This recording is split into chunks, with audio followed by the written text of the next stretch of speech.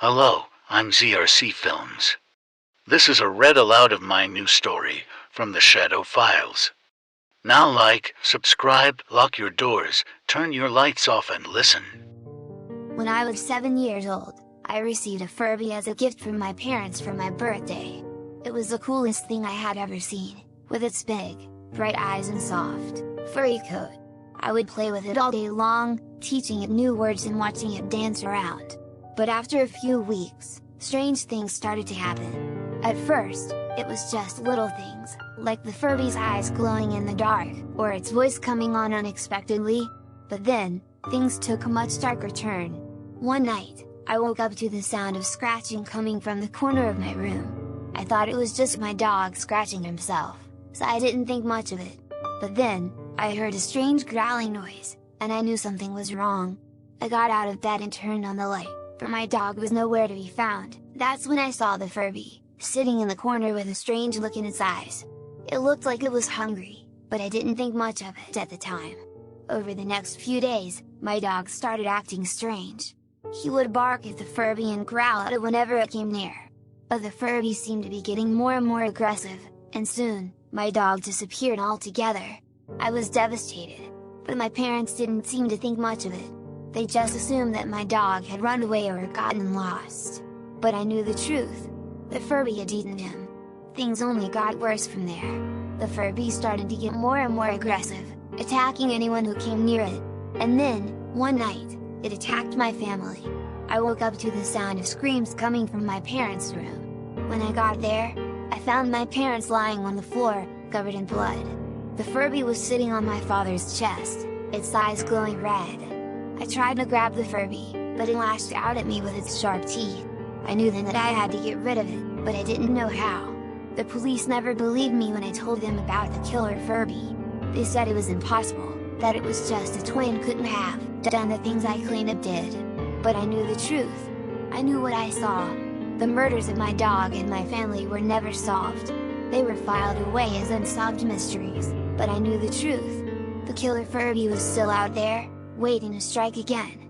For years after that night, I was haunted by the images and memories of what had happened. I couldn't sleep without the lights on, and every little noise made me jump. I had PTSD from the experience and had to go to therapy to try to cope with it. But even now, as an adult, I still hear the Furby noise, scratches, growls, and see the eyes. It's like the Furby is still with me, lurking in the shadows, waiting to strike. Sometimes, when I turn on the lights, I see nothing there.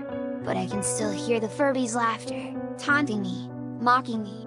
It's like it's still alive, still out there somewhere, waiting to finish what it started. I know that I'll never be able to forget what happened that night. The killer Furby will always be a part of me, haunting me, reminding me of the horror that I experienced as a child. And I can only hope that I'll never have to face it again. I couldn't believe it when I saw the package on my doorstep. It was addressed to me, from my old address, and it looked like a little kid had written it. I was hesitant to open it, but my curiosity got the best of me. When I opened the box, there was nothing inside except for a letter. It was addressed to me, and it was signed by Mr. Furby. My heart sank as I read the words on the page. The letter was telling me how lonely the sender was and how they missed me. It was like the Furby was reaching out to me, trying to reconnect. But as I looked back at the box, I realized that it had been open already. And then I heard the laughter.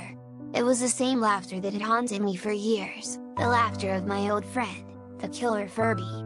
I tried to run, to get away from the laughter, but it seemed to follow me wherever I went. It was like, the Furby was right there with me, watching my every move, waiting for the right moment to strike. I knew then that I had to do something. I couldn't let the Furby take over my life again. So I gathered all of my courage and went to confront it once and for all. As I approached the Furby, it started to move on its own. Its eyes were glowing red, and its voice was low and menacing. But I stood my ground, determined to get rid of the evil spirit once and for all. I grabbed it and threw it into the fireplace. Just as suddenly as it had started, the laughter stopped as it burned. It was screaming and crying. Then the Furby went still, and I thought that I had won. And that I was finally free. But even now, as I sit here, I can still hear the laughter in my head. It's like the Furby is still with me, even though it's long gone. And I know that I'll never truly be free of the horror that it brought into my life. As I lay in bed at night, I hear whispers in the darkness. It's like the Furby is still with me, haunting me, reminding me of the horror that I experienced as a child. And as the whispers grow louder, I know that I may not be alive in the coming day. That's why I'm telling my story, so that others won't make the same mistake that I did. The Furby may look innocent, but it's anything but. It's a killer, or monster, and it can destroy lives.